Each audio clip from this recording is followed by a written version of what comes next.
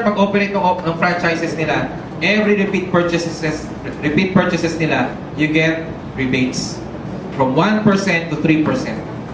So, if they are averaging, let's say, 100,000 a month, you get 2% of that, meron kang residual income na 8,000 pesos every month. Pero mo, habang nagluluto sila, kumikita ka. Tama ba yan? Sino nag-franchise? Ikaw ba o sila? Sila! Ikwinento mo na. Ganun mo yun. So, kung may mga kilala kayo, may pera din naman, kwentuhan nyo na kagad yung franchises na. Okay? Now, eto. This is the second way to earn. Sino dito gusto kumita ng 20,000 a day? Okay. This is just an option. Again, hindi kayo obligadong gawin. But if you want to earn 20,000 a day, you might want to see it also. Okay? Ito po yung sikreto ng mga milyonaryo. Sino po malaman ang sikreto ng mga milyonaryo? Yes! Gusto nyo? Tingnan nyo kung paano namin pinaturn. For example, si Henry C. Mayaman ba si Henry C? Yes! Ba't siya mayaman? Di ba siya may-ari ng Banco de Oro? Yes! Tsaka SM? Yes! Ano ginawa ni Henry C? Imbis na siya magtrabaho, nag-hire siya ng mga empleyado. 1,000 empleyado dito, 1,000 empleyado. Binayaran niya ngayon ng basic pay. Tama? 8 oras magtrabaho yan sa isang araw. Di ba? Ganun dito, 8 oras din yan. Sa Banco de Oro, ito yung mga graduate. Graduate ng Lasal, Ateneo, UP, mga matatalino. Sa SM, ito yung mga high school graduate. Yan, yung mga may hirap na pagod na sa hirap at masipag. Diba? Bayaran mo contractual, 250 a day, ganun yan eh. Pero masisipag. So, 8 hours a day ho yan. So, sa loob na isang araw, meron siyang 8,000 hours. Can you imagine how he multiplied this time? Alam niya kasi yung kasabihan na time is gold. Ba't ba nagiging gold ng time? Nagiging gold ng time pag marami ka nito. Kasi every minute, kung may pumapasok na pera, mayaman ka. Marami naman kasing tao, naubos ang 8 oras, wala namang pumasok. Tama ba yan? So don't misunderstood na porket may ginagawa ka, 8 hours ka nagtatrabaho, yayaman ka. No! Maraming tao, busy, pero walang pera. Tama ba yan? Yes, kasi ang pinakamalaking kita, ayan, 800 a day. Hanggang doon lang, hindi tayo yaman dyan. Ibig sabihin, mali ang paggamit ng pera. Yan ang sikreto ng mga mahirap. Yung pilit nilang inaasa. Kala nyo wala sikreto may hirap? May sikreto din. Baka ito yung ginagawa natin eh. Yung tipong inaasa natin yung pagyaman natin sa 2 kamay at 2 paa lang natin. 8 hours ka magtatrabaho, di ba?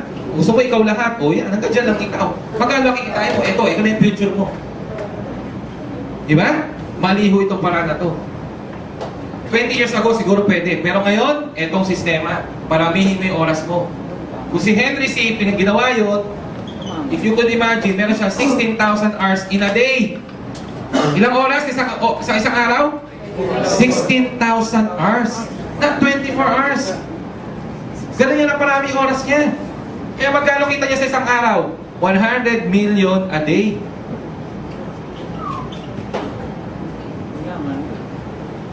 Maganda.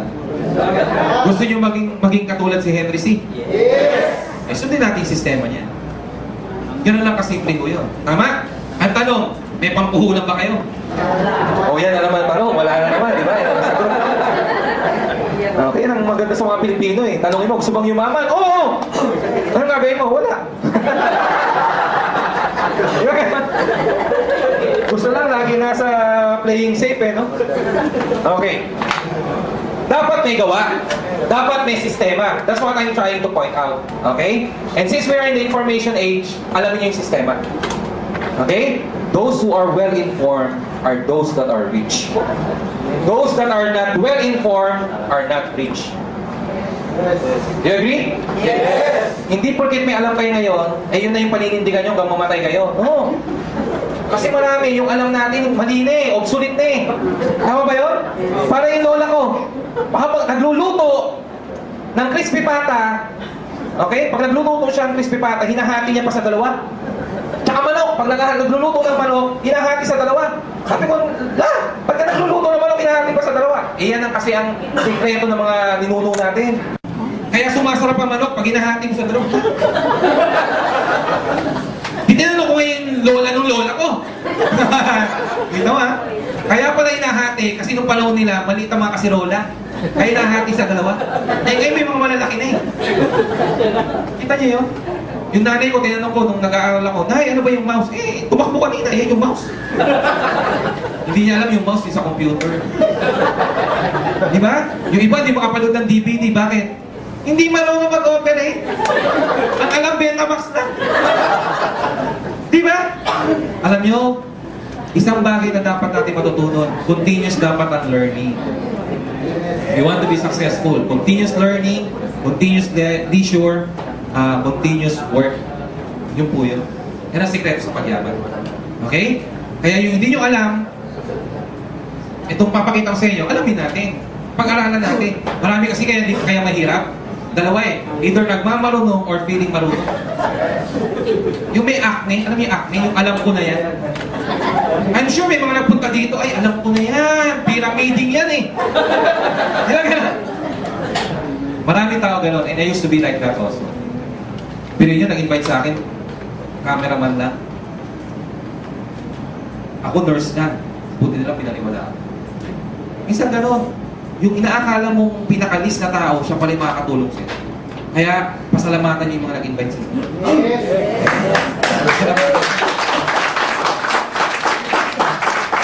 Okay, umpisa na natin. Okay? Makabuti tayo siyam-siyam. So, kukumpare natin si Henry C. Kung si Henry C. nagtayo ng dalawang kumpanya, dito magtatayo ka ng dalawang team. Team A and Team B. System. We're talking about system. Kung si Henry C. namuhunan, dito hindi ka mamumuhunan. All you need to do is to share the business to every people you meet. Kasi every person wants to change. Tama ba yun? Every person wants to change. Lahat ng tao sumabagong buhay, lalo na ngayon. Kaya ano gagawin mo? Bigyan mo ng pag-asa, ikwento mo yung negosyo. Tama? Kwento mo. Ate Linda. Hiramin ko yung pangalan mo, okay lang? Pabalik ko din mamaya. Ito, Ate Linda. Ano, Ate Linda? May kakilala ka ba at least dalawang tao na pwede mong share ng negosyo? Anong pangalan? Mercy adore you. Mercy and... Sino pa isa? Leia. Yan. Okay, tingnan niyo po ito Kung si Henry C. nagtayo ng Bangko de Oro at SM, hindi ka magtatayo ng kumpanya. Dalawang team. At kung si Henry C. nag-hire, hindi ka mag-hire. Ikikwento mo lang yung negosyo. In your case, Ma'am Linda, ikwento mo kay Mercy at kay Leia yung negosyo. By just, inviting them over and let them hear the presentation also. Maliwanag po yun? Yes. Hello? Yes. Okay. Ito na. Listen carefully. Dito muna sa pogi titingin. Okay? Di ba tumingin sa likod? Okay. Kwento ngayon ni Linda, Ma'am Linda, kay Mercy at kay Leia yung negosyo. Nakita ngayon ni Ma'am Mercy, uy, tama-tama yan, Linda. Naghahanap ako ng sideline. Naghahanap ako ng sideline. Gusto ko mag-franchise, kaso limited ang pera ko. Down payment muna ako. Dahil nag-down payment siya, kita si Ma'am Linda ng 500 pesos. Nilagay mo ngayon yung Ma'am si Mercy sa Team A. Ikwinento mo rin kay Leia. Okay? Ikwinento nyo kay Leia. Si Leia naman, gusto pala mag-dealer. Kasi maraming connection sa Japan. For example, ganon. So, nag-down payment, because she wants to become a dealer, kumita kayo ng 500. Okay? Now, how do we go about this system? We call it point system marketing. Point system marketing. Parang SM. Di ba sa SM, pag bumili ka ng produkto, you earn points? Yes. Yung points nagiging cash? Yes. Tama? Ganon din mo tayo, point system. Pag nagbenta ka ng produkto, you earn points. Yung points nga lang dito, nagiging cash. Sa SM kasi reward lang eh. For every 200 pesos, you get 1 point. Yung 1 point is equivalent to 1 peso. Ang problema doon, yung points nyo, sa inyo lang, hindi man mapupunta sa iba eh. Tayo, we call it group point system marketing. Ibig sabihin, yung points ni Linda, ni Mercy at ni Leia, pwedeng umakyat sa inyo, Ma'am Linda. Group effort to ang tawag dito. In fact, dahil inalukan ni Linda si Mercy at si Leia, nakaipon si Ma'am Linda ng 150 points. Because every membership package, you earn 150 points. So, dalawang inalukan mo,